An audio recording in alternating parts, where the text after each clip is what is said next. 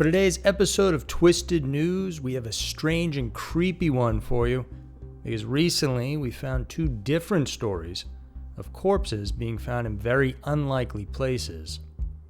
The first one is about a body that was discovered in the walls of a well-known convention center in California, which means thousands of people passed right by it without ever even knowing it was there. The second story takes us down to Florida, where we learn about 57-year-old Cynthia Cole, who, after a night out with friends, went missing and then was discovered inside a septic tank. Thank you guys so much for tuning in. Please remember to subscribe if you enjoy our content and hit the notification so we can keep bringing you the best scary mysteries out there. Now, get ready for Scary Mysteries Twisted News. Number 1. Body in California Convention Center. Old buildings are known for their rich history. The phrase, "if these walls could talk," is actually perfect for places that have stood the test of time. The same thing could be said when a team of construction workers at the site of one historical building found what most people would wish not to discover in old structures: a dead body. The Henry J. Kaiser Convention Center is one structure that has a rich history. It's located in Oakland, California, was built in 1914, was formerly known as Oakville Civic Auditorium. Over the decades, it hosted several pageants, performances, and speeches from important and memorable personalities, including the likes of Elvis Presley, Martin Luther King, and Ike and Tina Turner. In 1984, it was renamed to the Henry J. Kaiser in honor of its namesake following a renovation. It is important to note that only after 4 years after it was built, the old auditorium was actually used as a temporary infirmary during the 1918 flu pandemic. However, that incident didn't exactly add a dark shadow to the history of the place. The Kaiser Center, as it's also known locally, has been designated as an Oakland Historical Landmark of the highest importance by the Oakland Cultural Survey.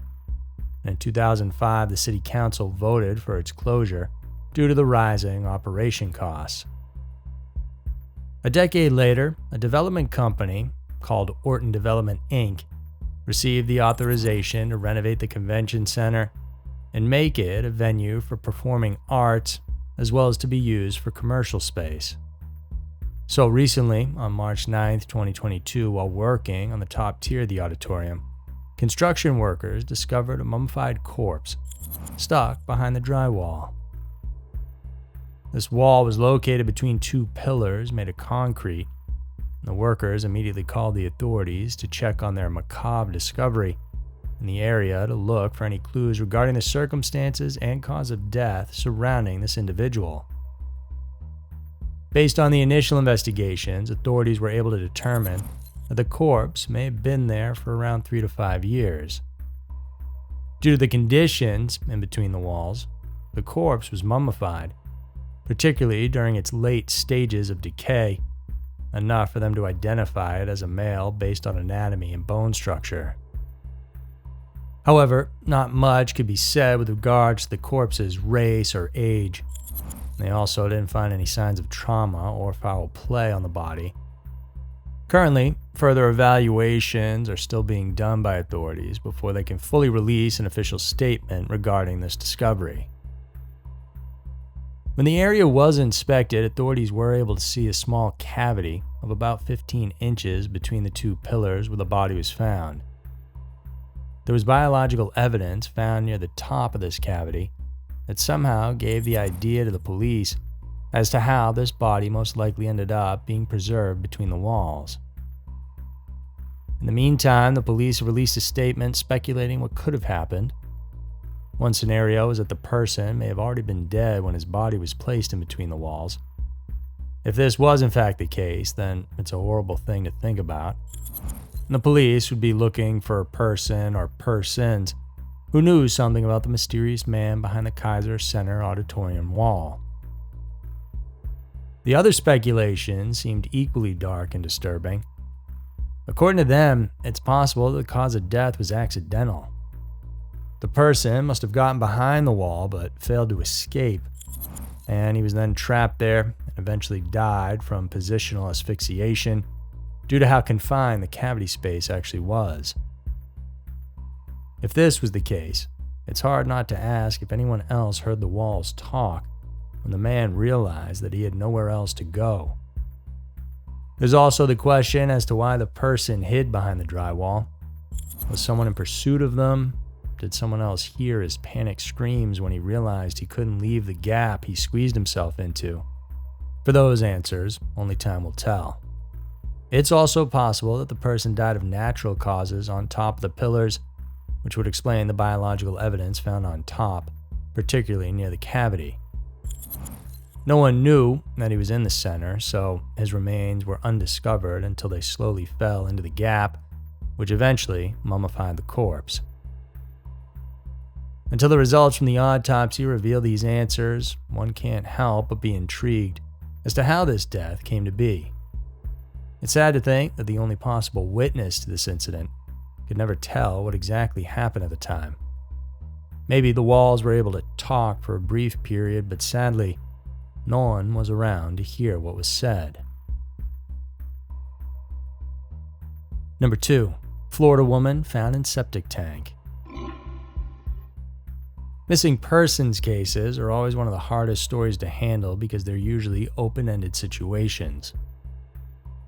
On February 24, 2022, 57-year-old Cynthia Cole, a resident of Jensen Beach in Martin County, Florida, was with her friends enjoying the lively festivities of the Jammin' Jensen event in downtown Jensen Beach. After a fun-filled evening, Cynthia said goodbye to her friends and then went home. But the problem was, no one ever saw Cynthia again, except perhaps for one person. Family and friends started to worry, and she was reported missing on March 2nd, a week after she was last seen in public. Just a couple of days later, in the late evening of Friday, the police were soon in the backyard of Cynthia's home digging around in the dirt. A few hours later, and about 4 feet deep down, specifically in the early morning of Saturday, they were able to excavate a corpse submerged in the house's septic tank. The police believe that it's the corpse of Cynthia, but it's still currently being examined to properly determine its identity. In a statement, however, the authorities were able to identify multiple parts of the body that seemed to have sustained trauma.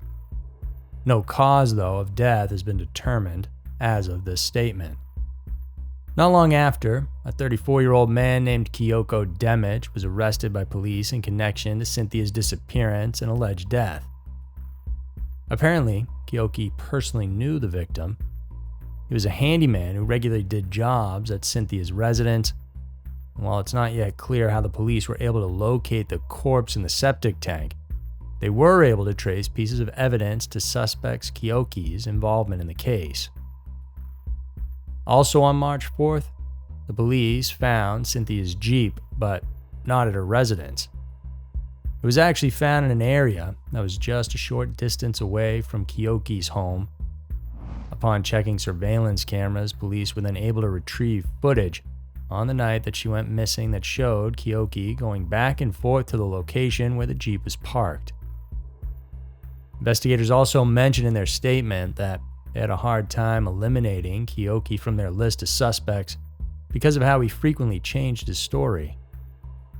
He also soon admitted to the investigators that he was at Cynthia's house, although he never specified when. Upon reviewing his criminal history, authorities found out that Kyoki is a registered sex offender in the state of Washington. He's not in the sex offender registry in Florida, but he was living in a halfway house when the police tracked him down and arrested him. A halfway house is a center that is dedicated to helping people who are institutionalized for different reasons adjust to life on the outside. While the details regarding Cynthia's case are still being worked on, the police have already charged the handyman with second-degree murder. Currently, he's being detained at the Martin County Jail. And while it only took less than a couple of weeks before Cynthia's whereabouts were found, her family, friends, and the investigators are still left with questions as to what exactly happened that warranted her remains to be kept in a shallow grave on her property.